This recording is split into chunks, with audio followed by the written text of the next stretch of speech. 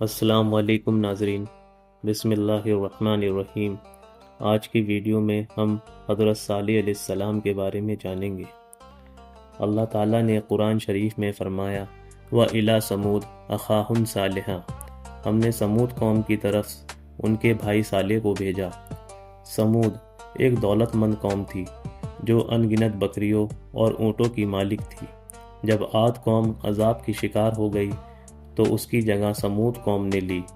اس قوم نے لوگوں نے نئی بستی بسائی، مکان بنائے، عمارتیں کھڑی کری، یہاں تک کہ وہ دن بھی آیا جب وہ بے حد مالدار قوم بن کر ابھرے۔ پھر انہیں اپنی دولت پر گھمنڈ ہو گیا، گمراہی کے شکار ہو گئے، شرک میں مبتلا ہو گئے، بتوں کی پوجا کرنے لگے۔ اللہ تعالیٰ نے اس قوم کی ہدایت اور اصلاح کے لیے حضرت صالح علیہ السلام کو پیغمبر بنا کر بھیجا۔ وہ انہیں اللہ کا سیدھے سادے راستے پر چلنے کی کوشش کرتے، انہیں نصیحت کرتے، اچھی اچھی باتیں بتاتے، لیکن اس کے سرداروں نے کچھ سن کر نہیں دیا۔ انہیں اپنے آپ پر گھمنڈ تھا۔ حضرت صالح کی باتیں انہیں اچھی نہیں لگتی تھی۔ ایک بار پوری قوم نے مل کر ایک فیصلہ کیا کہ اگر اس پتھر کی ایک اونٹنی جو 10 مہینے کی گابن پیدا ہو اور وہ ایک بچہ اپنے ہی ڈیل ڈول کا جنے تو ہم اس معجزے کو دیکھ کر ہی ایمان لائیں گے اور ہر معاملے میں حضرت صالح کی فرما برداری کریں گے۔ حضرت صالح نے اللہ سے دعا کی۔ حضرت جبریل تشریف لائے اور اللہ کا یہ پیغام لائے کہ میں نے پہلے ہی دن سے اس طرح کی اونٹنی اس پتھر میں بنائی ہے اور اب اس کے پیدا ہونے کی گھڑی آ گئی ہے، اس لیے تم بے فکر ہو کر ان کافروں سے ایمان لانے کا اقرار کرا لو۔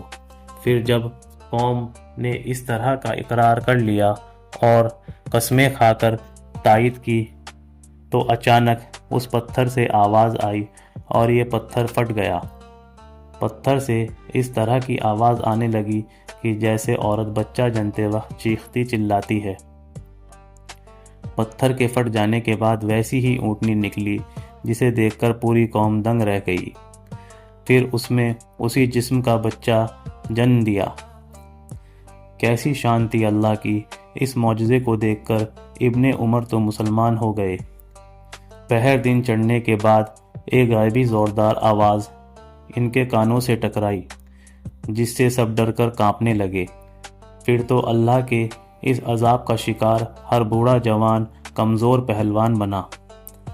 حضرت صالح علیہ السلام اور ان کے ساتھی اس اللہ کے غضب سے بچے رہے۔ تباہی کے بعد جب حضرت صالح علیہ السلام لوٹ کر اپنی آبادی دیکھنے آئے تو دیکھ کر رو پڑے، آنکھوں سے آنسو جاری ہو گئے۔ ایک عرصے کے بعد وہ وہاں سے مکہ تشریف لے گئے، وہیں ان کا انتقال ہوا۔ اِنَّ لِلَّهِ وَإِنَّ إِلَيْهِ راجعون۔ مزید ویڈیوز کے لیے ہمیں سبسکرائب کریں۔